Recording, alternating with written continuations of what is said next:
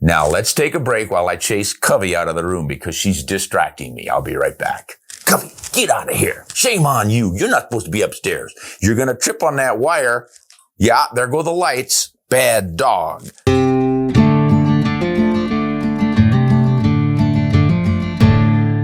Boy, it's a beautiful fall day out there. And here I am in the studio. Am I crazy? Well, I'm here to fulfill a promise. Not too long ago, I did a review on one gun to rule them all. And it's on the Borden Timberline, this rifle, chambered for 7mm Remington Magnum. And I promised to detail that 7mm Magnum in another video, and that's what I'm doing now. So why would I choose the 7mm Remington Magnum cartridge as a do-it-all cartridge? Well, because I think it falls right in the middle of a well-balanced cartridge that can pretty much handle everything. One of the things you look for in an all-round cartridge is its ability to shoot smaller, lighter bullets for smaller and lighter game and faster flatter trajectories and a little faster velocity, but also able to handle the heavier bullets to take on the bigger things like elk and moose and kudu and eland in Africa. And I think the 7mm Magnum does that very well. Now, a lot of people will say, why not the 300 Win Mag? Can't argue that one. It's a great choice. So's the 30-06, and there are a lot more out there. Once again, we come down to the balance. You have to consider everything, including availability of ammo, expensive ammo, options in bullets, options in factory ammunition versus bullets for hand loading, all those considerations. And then what sort of recoil are you going to endure? And how big and long does your rifle have to be to get full velocity and full potential out of that cartridge? Yes, a lot of things to consider. But having done that over the last several decades of hunting and testing various rifles and cartridges, I keep coming back to that old 7 Mag, even though it's been around for a long time. I think that thing's about, 60 years old now? Remington came out with that in 1962. So it's getting a little long in the tooth, but that doesn't mean it still can't do the job. So let's look at that 7 Mag and consider a little bit of history before we go anywhere else. Back in the 20th century, roughly in the 40s, Roy Weatherby started making Magnum cartridges out of a belted Magnum case, the 375 H&H. He necked it down, he straightened it out a little bit on the sidewalls, he played around with various lengths, and he came out with the 300, the 270, the 7mm, or 338, he called it a 340. Just pretty much any caliber you could think of, Roy was pushing the envelope with bigger cartridges, more velocity, and that was all the rage. The 20th century was a time of rocket development, going to space. Everybody wanted speed, and by golly, Weatherby was giving it to them. But Weatherby's rifles were always proprietary, and so was his cartridge. You had to have a Weatherby rifle to shoot the Weatherbys, unless you got a custom builder make you something. The average person was still stuck with Winchesters and Remingtons. Well, I wouldn't say stuck with, because they made some pretty darn good rifles back in those days. And everybody was hoping to get a little more velocity out of them. So Winchester, oddly enough, came out with a belted Magnum, but it wasn't a fast one. It was the 458 Winchester Magnum. They took that 370 H&H case and they shortened the length of it, opened it up to take a 45 caliber bullet, and it would fit in their standard length Model 70 rifle. Became a big hit with people going to Africa where you really needed that big cartridge. Then they did a 338 Winchester Magnum. It's another big one, but really great for elk. But deer hunting was the big thing back in those days. The deer hunters were still looking for a cartridge. Winchester comes out with the 264 Winchester Magnum. Holy mackerel, that thing was screaming fast. They called it the Westerner. Had a 26-inch barrel on it, and it was absolutely a scorcher. So people began really gravitating to that 264. And I think that woke up Remington. That 264 came out in 1959, and in 1962, Remington countered with the 7mm Remington Magnum and really blew the 264 out of the water. Now, the 264 was having some issues with barrel burning. Back in those days, they all talked about, oh, it's just too much powder volume for that tiny little bore, and you're going to burn out your barrel. You won't get enough barrel life. So they lost interest in that. But I think the bigger impact from that 7mm mag coming out was its ability to shoot heavier bullets. With that 260, or that 264, you could get they had a 160 grain bullet, but I think it was a round nose and it wasn't really efficient for long range shooting. Remington comes out with this 7 loading 175 grain spire point bullet. It's a lot more efficient for long range shooting, and it's got that weight that you want for elk. Elk, moose, and the big bears, yeah, people just dropped that 264, went with this one. Winchester didn't have the 300 out yet. The next year they came out with it because of the competition they were getting from that 7. And then those two battled it out for the rest of the century, really.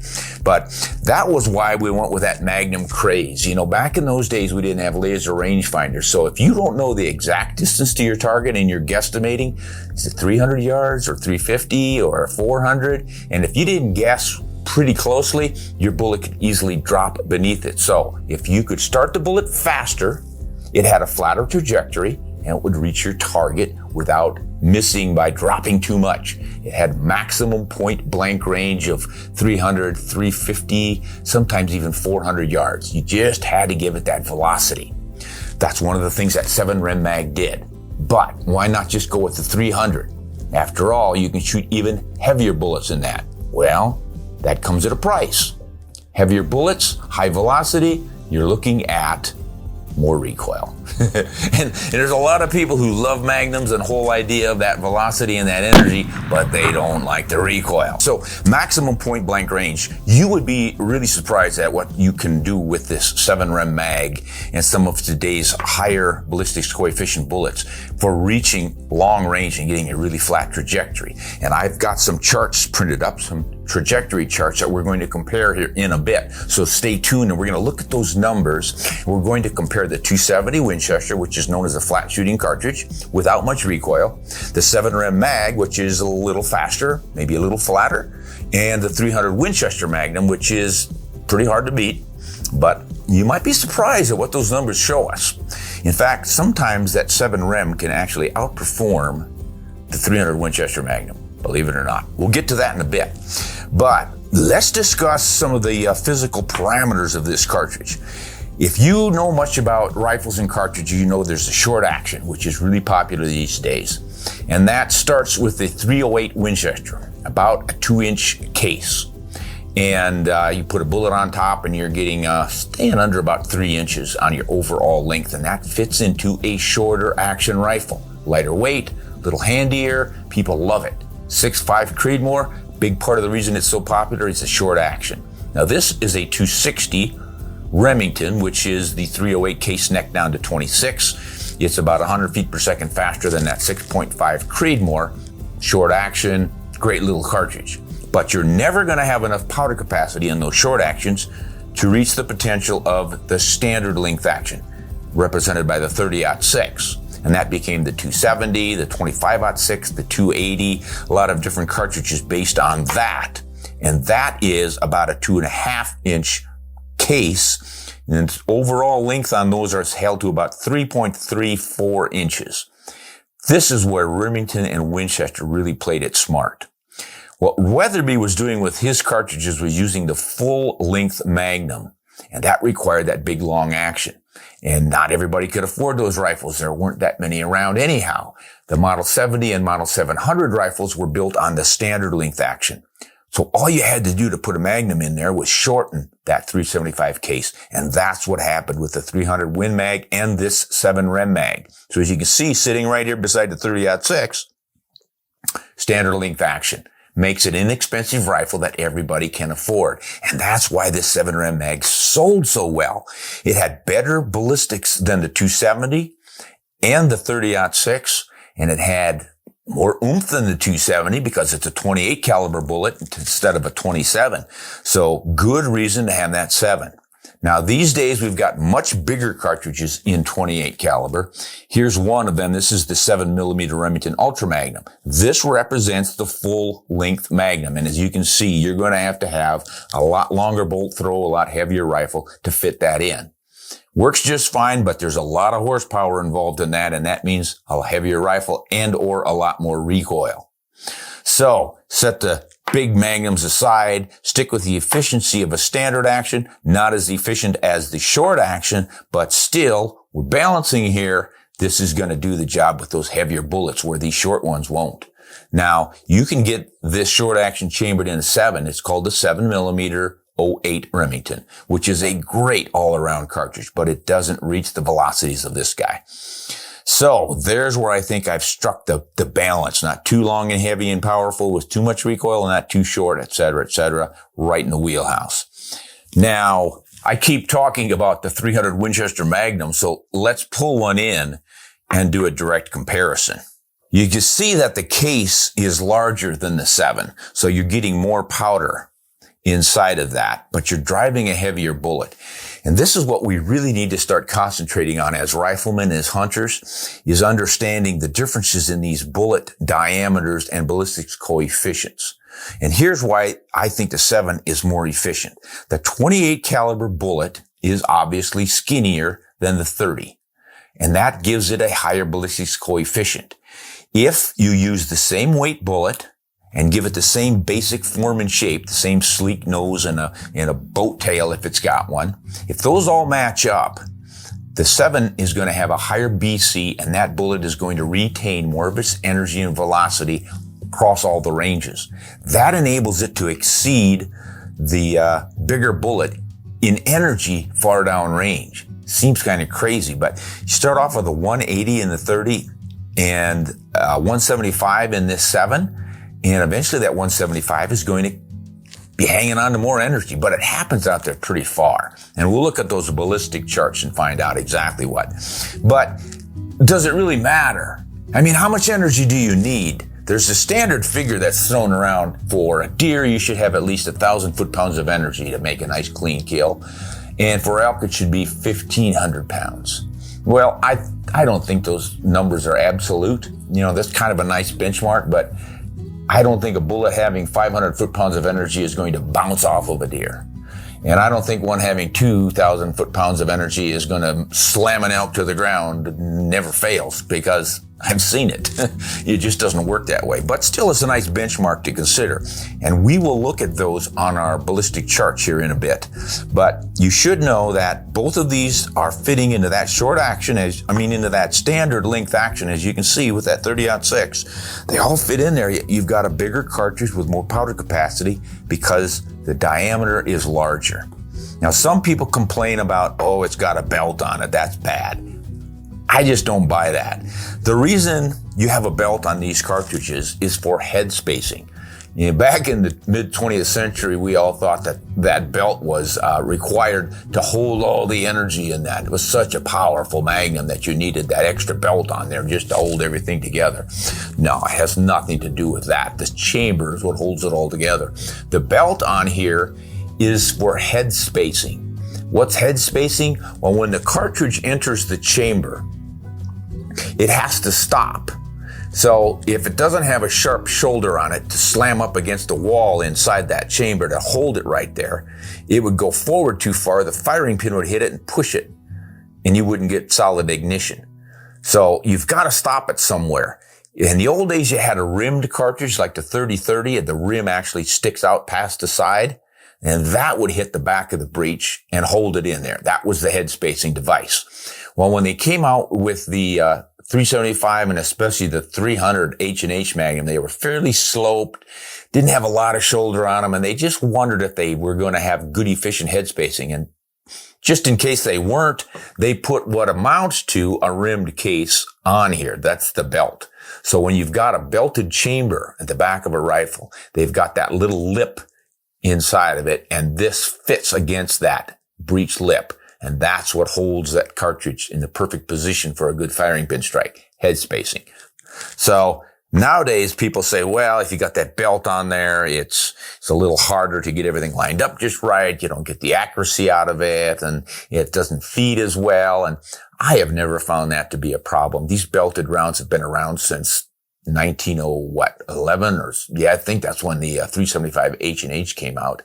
And Roy Weatherby's belted magnums, they've been feeding well and in all sorts of situations for decades and decades. I don't buy the feeding issue. I've never had a problem with it. And I don't buy the accuracy issue at all because I have worked with and fired and hand loaded for several 7 mags and 300 Win mags that would shoot a 1/2 inch or better. And that's incredible accuracy in a hunting rifle. So I discount all that stuff and don't worry about the belt.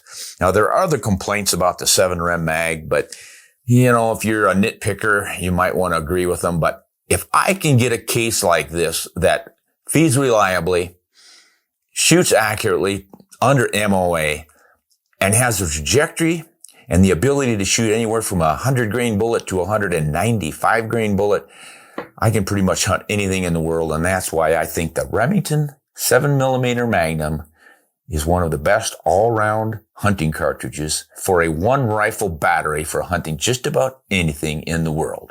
Now, let's pull up those trajectory tables and look at some numbers so you get a good comparison on what the drops are going to be, the wind deflection is going to be, and the retained energy downrange, because those are really eye-openers. Okay, let's get to those trajectory tables we've been talking about.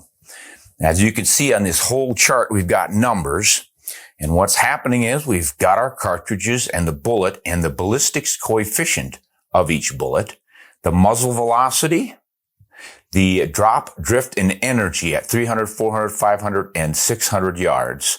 So let's just run through those numbers really quick. With the 270, a pretty flat shooting cartridge, you get a bullet BC with a really good quality BC bullet at .485, 130 grain bullet. You can usually drive that thing 3,000 to 3,100 feet per second. So we're going to go kind of with the top end out of a 24-inch barrel here. And there's the result. If you are zeroing these so that they strike no more than 2.5 inches high at 100 yards, this is what you end up with. So we have a 2-inch drop, 5.6 inches deflection in a 10 mile an hour right angle wind, and you retain 1,841 foot-pounds of energy at 300 yards. Compare that to the 7 mag, 140 grain bullet. Look at that, BC is exactly the same, but we've got more muzzle velocity. That results in only about a 1/2 inch of drop, 5 inches of deflection in the wind because those ballistics coefficients are about the same, and more energy, 2,266 foot-pounds of energy. So you can take that across the boards and just check everything out. I don't very often shoot at any game to 500 yards, rarely there. But if you want to take it all the way out to 600, here's your differences. 52 inches of drop, 43 inches of drop, 42 inches of drop on that 300 Winchester Magnum with a 150 grain bullet. Now, I'm trying to keep my bullets roughly in that weight range that most people use for deer hunting. You can obviously go to heavier ones, and we'll get that in a bit. But look at the deflections and the drifts. That's 25 inches of a deflection in the wind for the 300 Win Mag versus 23, not a huge difference, especially at 600 yards, and 25. So really, there's not a lot of deflection difference. And energy is the main difference in these. But, if you're thinking that you need more than 1,000 foot-pounds of energy, then you want to step up to the 7 or the 300. But I wouldn't hesitate to put that much energy on even an elk, and I'm sure I would terminate him with the right bullet. Energy isn't all it's cracked up to be, but boy, you sure have to hit the target. And these flat shooting rifles with the high BC bullets that minimize wind deflection make it a lot easier to hit at any distance. So let's go to heavier bullets now. Think elk, eland, all the bigger animals. Here we can step up to 150, and that's about all you can get these days in a 270 Winchester, especially with factory ammunition. They used to load 160s, but you rarely see those anymore. I think it's going to start coming up with more bullets with high BCs and more weight because of the fast twist era that we're in.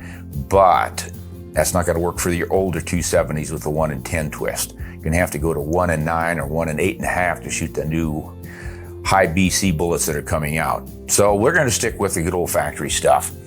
And here you can see our BCs are getting a little higher as we step up, but this is one I might get a little grief from some folks on.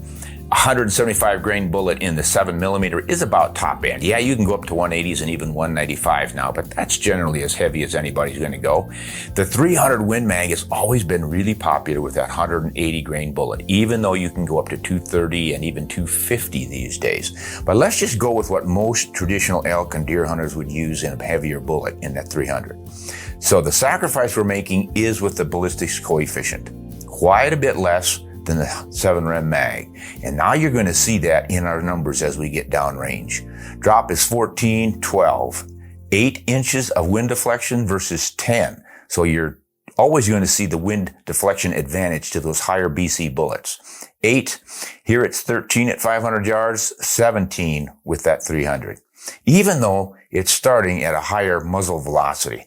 200 feet per second faster to start off with. But man, when you don't have that high ballistics coefficient, you just can't do as well on the wind deflection. Look at when you get out to 600 yards, it really opens up 6 inches of difference. And then again, there are your energies. And, it's just really impressive how much energy all these have well out there. Even a 270 at 500 yards, you still have over 1,500 foot-pounds of energy. So I wouldn't be too concerned. I would notice and point out, though, that 7mm Mag, 175 grain bullet, even though it starts out a little bit slower and it's a little bit lighter, look what happens way out there. It's actually carrying about 100 foot-pounds more energy than the 300. So changes a few minds about some of these ideas on how much better the 300 Winchester Magnum is than the 7, or even how much it shoots faster than the 7. Because so many guys will say, oh, the 7mm Mag is just too fast. The bullets don't have time to expand. I prefer a 300. Well, it's going faster than the 7mm Mag every time. So things to consider. Now, I threw one number in here, on whole chart, for a much heavier bullet for anybody who complains that I'm shooting an inefficient bullet in the 300 versus that 7. So 0.648 on the BC, we've pushed it all the way up to 0.673 by going to a 212 grain bullet. So you're going to be going a lot slower, but look at your numbers, especially way out here. Yeah, you're dropping more, but you're carrying more energy. And look at your wind deflection. You're matching up to that 7mm Mag. And that was sort of my point earlier in this production. The 7mm Mag is efficient. So you have got to endure a lot more recoil if you're going to keep up with it by going to a 300 Win Mag. So let's go to our next chart when we look at those recoil levels. Okay, here we are with our recoil levels. Now we're going to assume that we're shooting all of these cartridges in an 8-pound rifle. The heavier your rifle, the less the recoil. But the higher your velocity and the heavier your bullet and the more powder used to drive that bullet, the more recoil you're going to get. So a 270 pushing at that 130 grain bullet, 3,100 feet per second, gives you 19.6 foot-pounds of recoil energy at the butt. The velocity of that recoil is 12.6 feet per second. So some folks say this rifle recoils sharply. I think that's what they're referring to, the velocity of it coming back more than just the energy itself.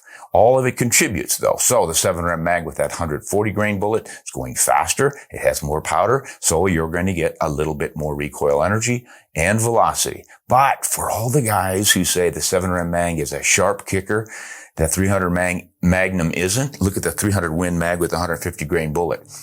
It has more feet per second of velocity than that 7mm Mag. And, this number is wrong. That's supposed to be 31.7 foot-pounds of energy. Sorry about that. Typo. I'll do that from time to time. Now we're going to step up in bullet weight, and you'll see how we step up also in the recoil. So the 270 with a 150 grain bullet goes from a 19.6 to a 21.7 for foot-pounds, 12.6 to 13.2. Not a lot, but it adds up. 7mm Mag, you're stepping up. You're going 25 to 27, 14 to 14.7. So not a huge difference there, but there's some. 300 Win Mag, 180 grain bullet, 3,100 feet per second. Boy, this is where it starts to add up. 33.8 foot-pounds of energy. That's a lot more than that light load in a 270, isn't it? And then there's the velocity, 16.5. So how you figure those things out in the real world. What does it actually feel like? There's no way to describe that. You just have to get behind a gun and figure it out. You know, and it's not just the weight of the rifle, but it's the shape of the stock. Because if you've got a good straight comb or even a comb that rises to the back, when the rifle comes back, the comb it tends to slip under your cheek rather than slapping up against it. It slides back and down and away from you. So it really can make a difference in the shape of your stock. So if you're having problems with some bite, give that a consideration. Well, that then is my wrap up on the 7mm Remington Magnum and my defense of it as an all-round cartridge suitable for hunting just about anything and everything. You are certainly welcome to disagree, and I would invite you to write in and defend the cartridge of your choice as a great all-around, and give us some good statistics. Don't just say, I've been shooting it all my life and it always works. Yeah, we all know that, but let's have some evidence, please, because I think it helps a lot of us decide what we want to endure with recoil and carry weight on rifles, what we find to be convenient and just plain interesting. We just need to know how all this stuff works. What are the physics involved? And with that, I do want to add this. How fortunate we are to live in the United States of America, where we still have some basic freedoms, especially our Second Amendment freedoms, to have all these incredibly wonderful, diverse, and effective hunting tools, cartridges, rifles, bullets, and the inventiveness of us Americans on what we can come up with. We like to complain about who needs another cartridge, who needs another bullet, but really, this is what entrepreneurship is all about, and that good old Yankee ingenuity. The fact that we have the incentive and the curiosity and the ability to develop new loads, take an old cartridge and make it better, take a rifle and make it better, come up with new bullets, new twist rates. I think all of that stuff is fascinating and just another example of how we can exercise our freedom. So this is Ron Spomer signing off and reminding everyone, let's all hunt honest and shoot straight.